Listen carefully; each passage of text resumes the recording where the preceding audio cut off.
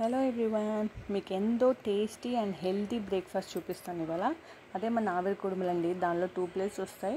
మనం ఒక క్లాత్ని, దానికి సరిపడా క్లాత్ని తడిపేసుకొని ఇలా పిండి అంతా వేసుకోవాలి. పిండి ఎలా రెడీ చేయాలంటారా? ఏం లేదండి, సింపుల్. మనం మినపప్పు నానేసుకుని అది పులవక ముందే మనం ఈ ఆవిరి కుడుముల ప్లేట్స్ వేసుకోవాలన్నమాట. ఇలా ఉండాలి కన్సిస్టెన్సీ. అటు గారెల పిండి కాదు, అటు దోశల పిండి కాదు, మీడియం కన్సిస్టెన్సీ ఉండాలి.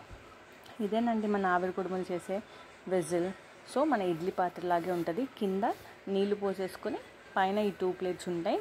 ఆ ప్లేట్స్లో మనం ఇలా క్లాత్ పెట్టుకొని చేసుకున్నాం కదా, అలా పెట్టుకుంటే మనకి ఇలా రెడీ అయిపోద్ది అనమాట.